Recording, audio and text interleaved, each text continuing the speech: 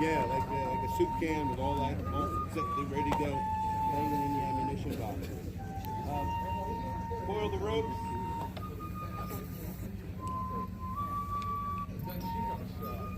Man the gun.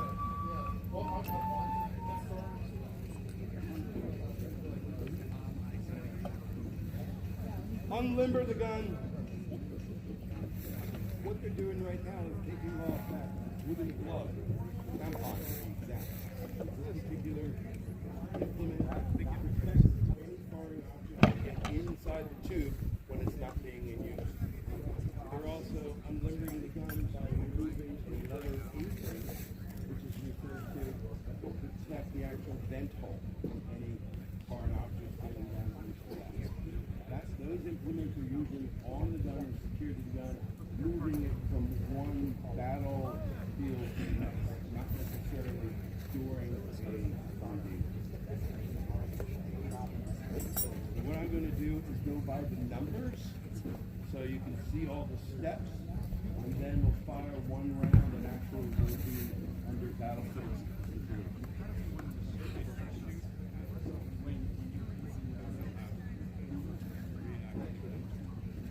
Man the piece.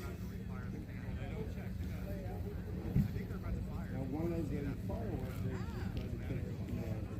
And the vent, we're placing a thumb and a thumb stall, piece of leather, over the top of the vent hole to stop any oxygen from getting in.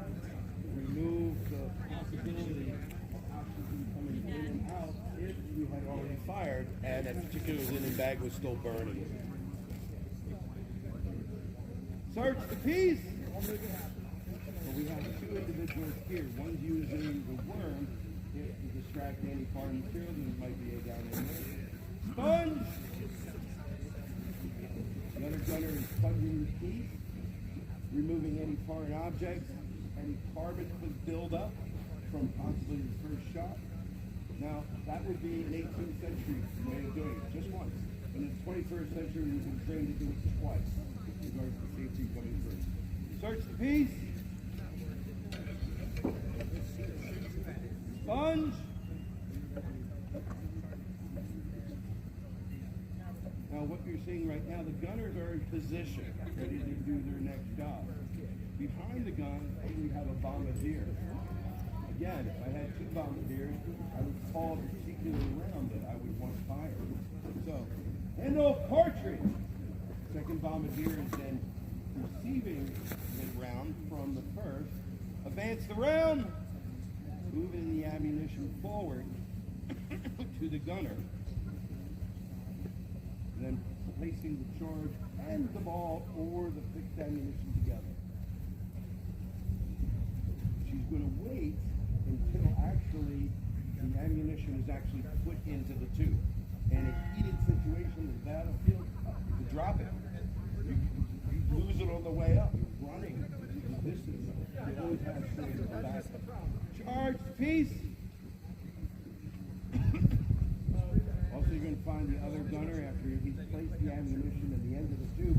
We need to get that ammunition back to the cascabel, back near the vent hole. So we're going to ram.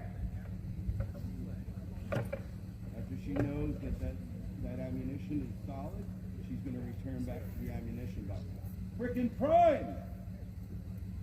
Who's actually going to be doing the frickin' priming is a fire worker.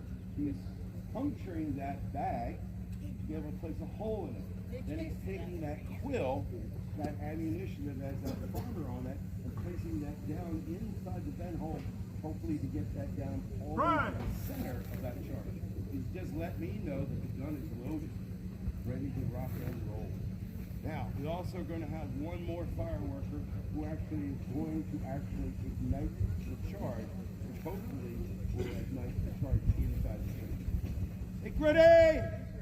When he lifts that up, he's just not swirling it around because he likes swirling things around. He's actually keeping that ember from keeping it lit.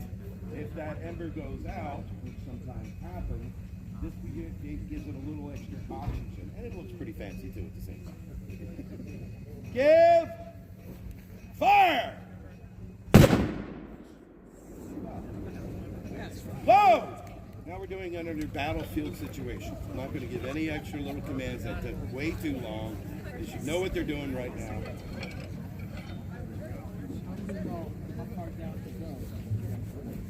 This cannon, under the right situations, the right elevations, the right hill, wind behind you, perfect situation could fly 500 yards to hit a target, which is 4 feet by 4 feet.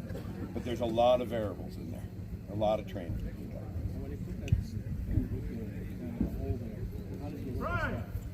We have measured quills to be an exact amount, and the same thing with actually the prick. It only goes so far down. It hopefully hits the dead center of that charge. Yep, we're going to find out. Give! Fire! Secure the base. A nice round of applause would be great. And what they're going to do is put the limber back onto the gun and move the gun closer here. I welcome anyone here to be able to come over this immense barrier that we have set up for your protection and well, hopefully I'll be able to answer any questions that you have. If not, we'll make something up. Any questions for me right now? Yeah. Yes.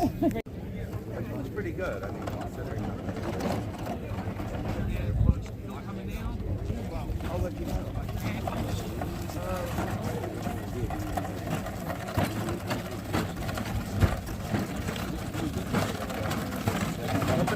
Oh, follow the ropes.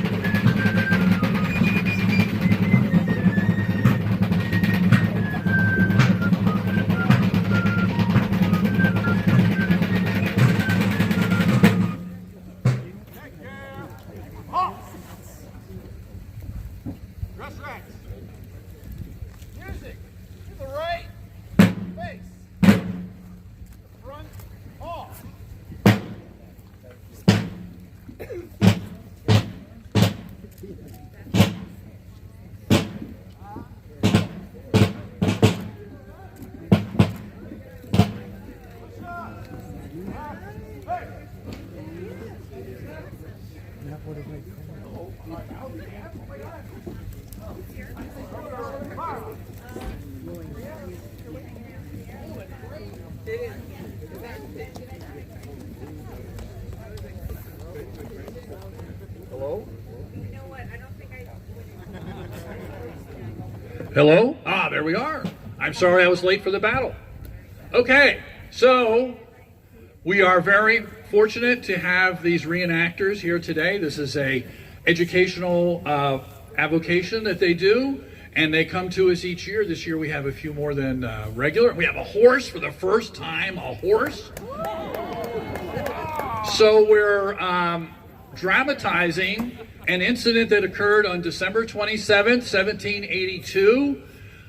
We believe that it's the last documented land engagement of the American Revolution. So there needs to be a good guy and a bad guy. The bad guy is John Bacon. We'll talk about him in a second. These are the good guys. They live in Springfield and Manchester in Burlington County. Think of the Columbus Farmers Market. That's where they're from. They had been down here since September looking for John Bacon because everybody knew the war was almost over. And if you were about to kill somebody, you wanted to make sure it was in war and not afterwards. This little hamlet of Cedar Bridge had about 40 people living here. This was the main east-west road in New Jersey. Think of 195. It was bypassed in 1928 to 1930 to build what we now call Route 72, originally S40. So anyway, so these soldiers, and these are very good soldiers. They are a militia, but they go in and out of the Continental Line, so they're really very highly trained. The war has been going on for 7 years, and they're really tired of it, and they want it over with. So they are on their way home down this road. Now, there is an alternate scenario that may not happen at this location, but that's a footnote. We'll get to that if we can. Anyway, so in this scenario where it's here, there are 7 horse. We have 1 representing 7. That's a good ratio. And there were 22 foot soldiers. And you may say to yourself, why does the fife and drum, why do they have red color? That's because the fife and drum always had the opposite color of the soldiers. So they've been looking for John Bacon in the Hopkins Swamp. They've been looking for him in middle of the shore. And they're really tired and they want to go home. Now, one thing that you need to remember is that December 27th is not the 2 days after the Christmas we know. The Christmas we know is from Victorian times and also from the Hessian influence. These are people whose ancestors have come out of the English Civil War, and so Christmas is not really the way we look at it, but it was still a religious holiday. So remember, in the time of Dickens, Christmas was almost outlawed because it was a day for everybody to get drunk. So anyway, here we are. And this would be Captain Shreves on his horse. So they're refreshing themselves at the tavern, and suddenly, on the bridge, on their only way home, with swamp on both sides, is John Bacon and his assortment of irregulars. Now you say, these soldiers have red coats. 8 of the soldiers with John Bacon were prisoners from Burgoyne's. If you've been watching Ken Burns, when Burgoyne gives up at Saratoga, the soldiers go all over, including York, Pennsylvania. And if they could get free into the Pine Lands, John Bacon would take them to Tuckerton, and then ship them off to New York City. So, here we are. The war, 7 years this war has been going on. It's a civil war. People are hating and killing their brothers, their families. Bacon has been accused on December 25th, and there's a warrant for his to take him dead or alive, and that's because he robbed a tax collector, in Burlington County. And one thing you should never do is get between a government and its tax revenue. That's a really bad thing to do. So, as they get into place, of course, if all wars worked on schedule like this, I don't know if it'd be good or bad. So these are the Jaegers. Jaeger is a German word that means hunter. They're sharpshooters.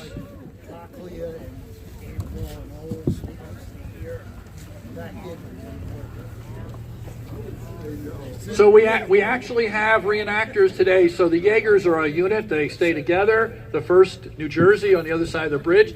We have an amalgam over here of people from the 9th Pennsylvania, the 1st Continentals. We have Jersey Greys. What else do we have? We have some other groups, and they are joined together.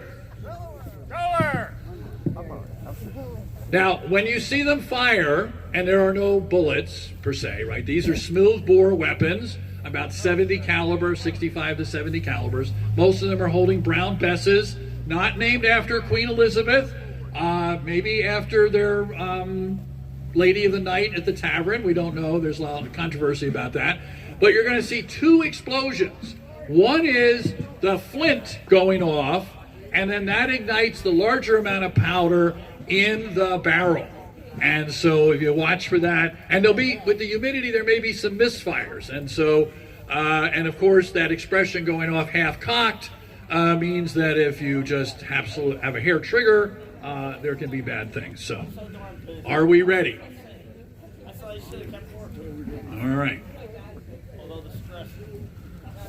So we have two newspaper accounts, and not to be outdone, many people think that the old history, ancient history, and modern history are very different.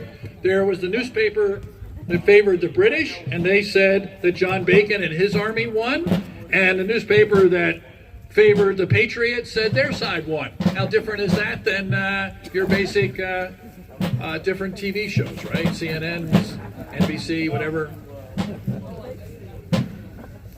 This happens to be the New Jersey Fife and Drum, really the finest fife and drum in New Jersey. They used to be at the Trenton Barracks.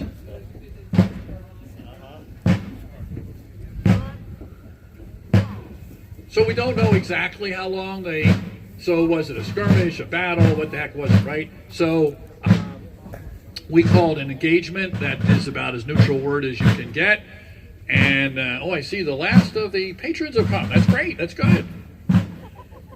So at the very end of the skirmish engagement, the townspeople take the side.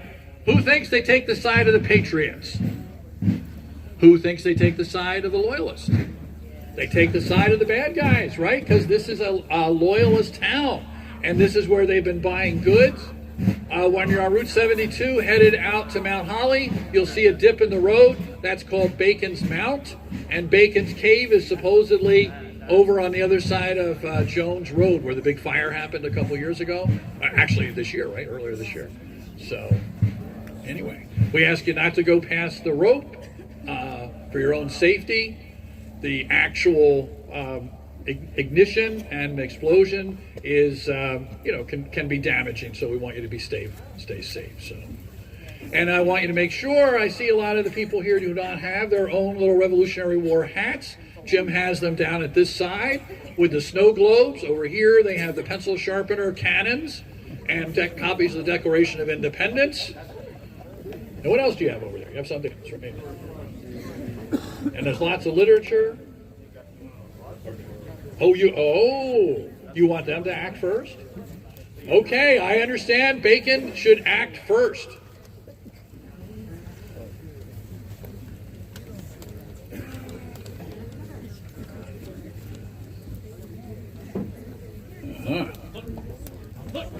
Turn out! Turn out! Turn out! So they've been refreshing themselves.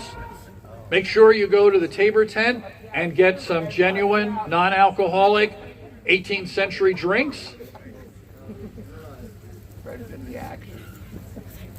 So Bacon has been vilified. He's being called a pine robber. All kinds of really horrible things. But of course they lost the war, so when you lose the war, they say bad things about you. So we know that prior to the war, he was it was a misfire. Did you see that over there? That's the humidity with the gunpowder. That one worked. Be careful to watch the two ignitions. First, the flint is going to strike the metal, cause a spark. There's a small amount of gunpowder there, and then it'll set off the gunpowder, the larger amount, in the barrel. This is a very well-trained horse that doesn't, look at that, he barely flinches when he hears the guns. Well, that one was a little... Later, there will be a demonstration of the artillery. There was no artillery during the battle, the skirmish, engagement, so we don't do that. Make ready! Reset! March! So you notice that he said present, not aim, because with the brown vest, it's not an accurate weapon. If people can disagree with that, but what you're getting is a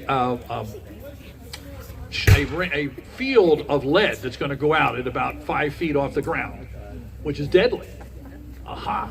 They're barricading the bridge. This is the Wading River. This goes down into the Mullica. at that time called the Little Lake Harbor River.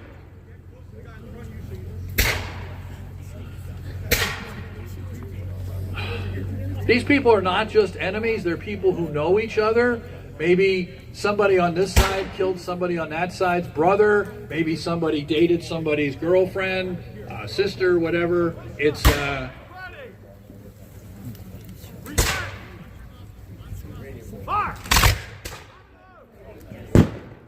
so the Jaegers are shooting at them from the side, or the flank, as they say.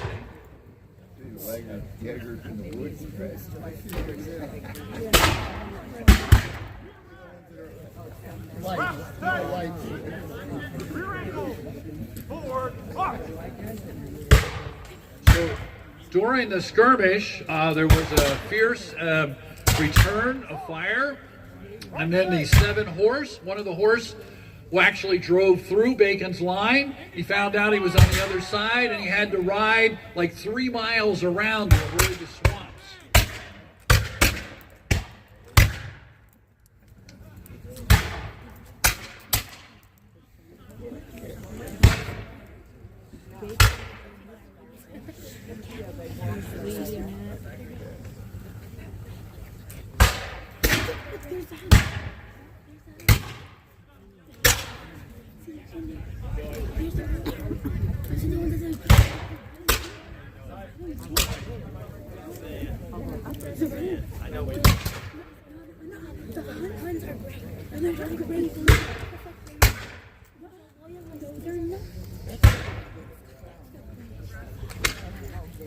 So remember, this is a main thoroughfare going through here. Think of 195, Interstate 195. Later there will be a stagecoach route. And just about 100 yards down, there was a turnoff if you wanted to go to Absecon or Egg Harbor, Little Lake Harbor that way. That's why there's a tavern here.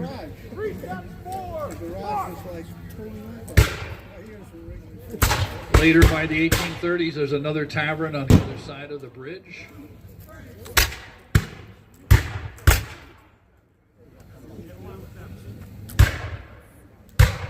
So the Ocean County Commissioners have done a fantastic job restoring the tavern here through government grants and through capital expenses.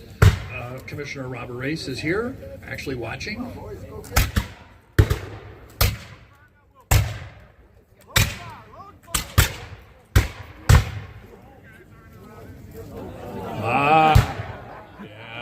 We lost one. So dying is a luxury of having more soldiers. When you don't have many soldiers, not many people can die. And then there's a resurrection at the end, so.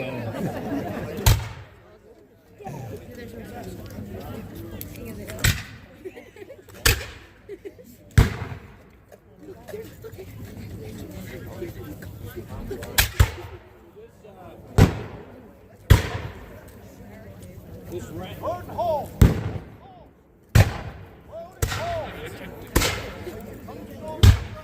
Not many of them, boys. Cover fire. Is that plugged in? Bring up. Yeah. We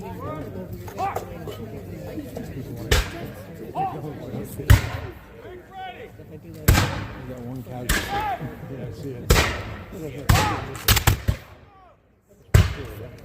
I think it's hot too. You can see the spark. You see the spark on the front end. See pouring that powder like you said. Hello? Oh, there we go. Hey, thank you very much. Okay.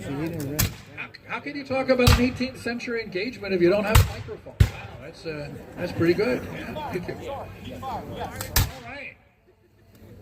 So this 69, 70 caliber weapon is about the size of your thumb. That's what they're shooting at each other. You don't have to be that accurate if you get kind of close, and it can take off bones, all kinds of things.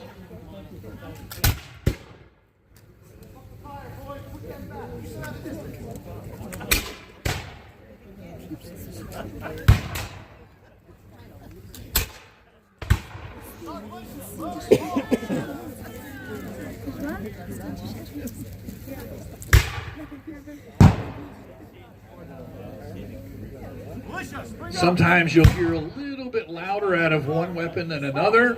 Sometimes people load it a little more. They are not using ramrods to load, because that, if you forget what you're doing, that could be a dangerous projectile, so we don't want to do that.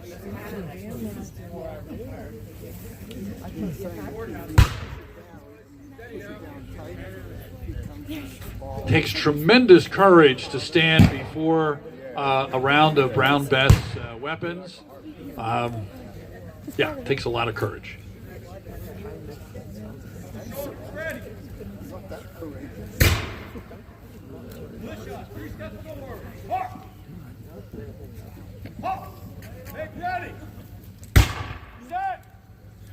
So notice again, he doesn't say aim, he said present.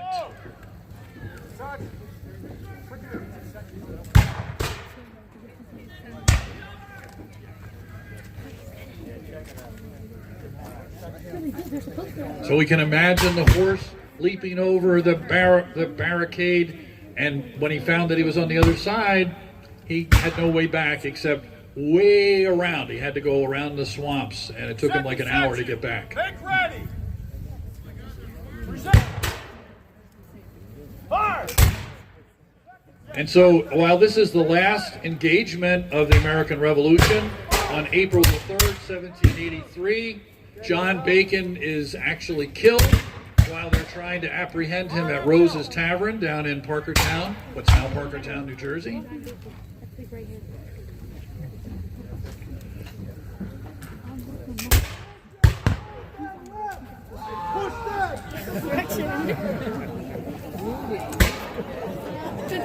The pain is intense. There is no sedative. God damn the king! Oh, man. Hard feelings after 7 years.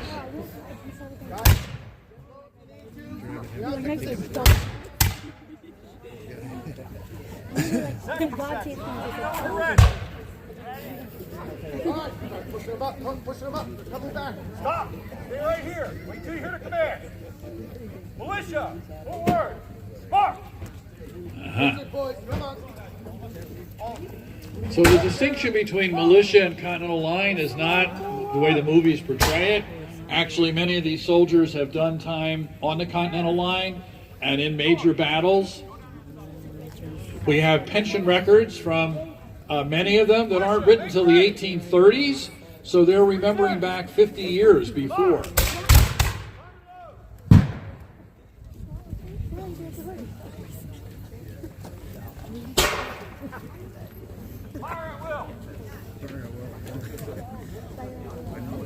You got all this stuff? Did you get a snow globe? Get a snow globe. They're on that side.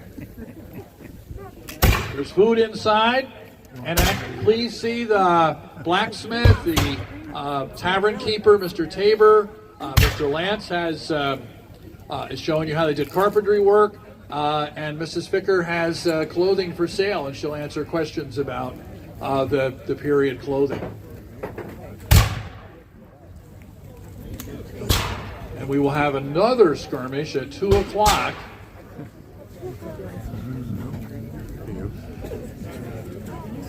See what the gentleman just did? He put the powder in and shook it to get it to the bottom. Normally they'd have a ramrod. Now, a very good soldier could do 3 to 4 rounds per minute, which if you ever tried it is like really hard.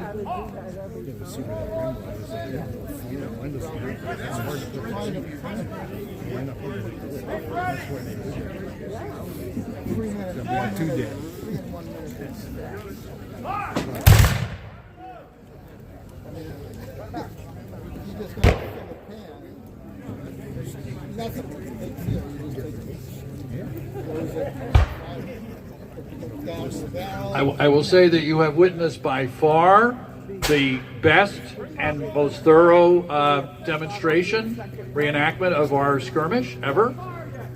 They've done an excellent job.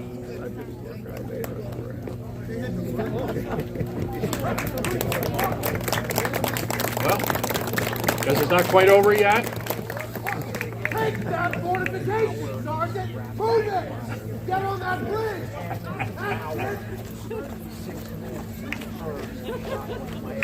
So Bacon said he won. He ends up going to New York City. He's wounded. New York is occupied by the British ever since the Battle of Long Island. And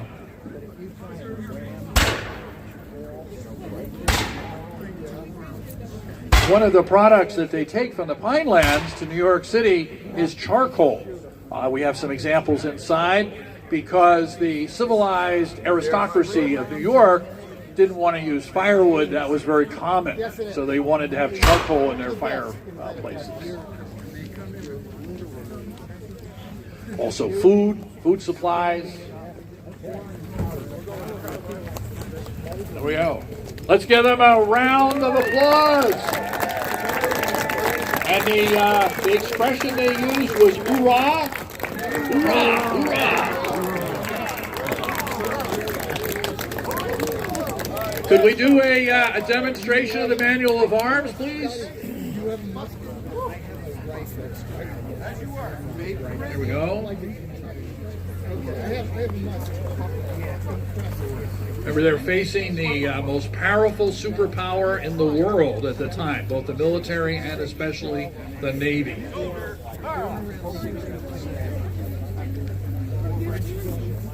Yep, yeah, that's what we think. Yeah, this is it. This is not the tavern. The tavern was over between those two chestnut trees. This is from 1816. That was from 1740. And that stands, we know, until about 1811. King George. Yeah. Well, it would have been cedar. It would have been cedar wood. And there were sawmills on both sides.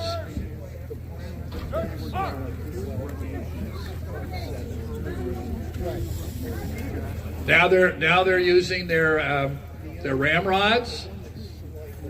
The way you test a weapon to see if it's clear is you drop the ramrod to the bottom. If it makes a clunk, that means there's nothing in there. They'll have to clean the black powder out. The black powder is extremely gunky. If you don't clean your weapon, it becomes useless.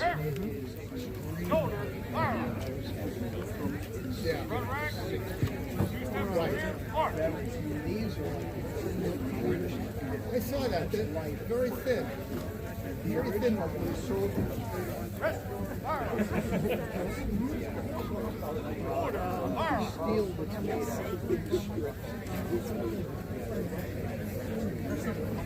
Oh, okay.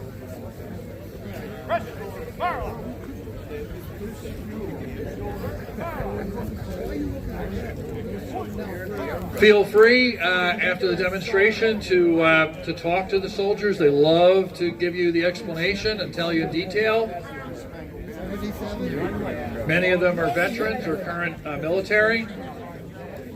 I turned 82. And we'll see you all at 2 o'clock.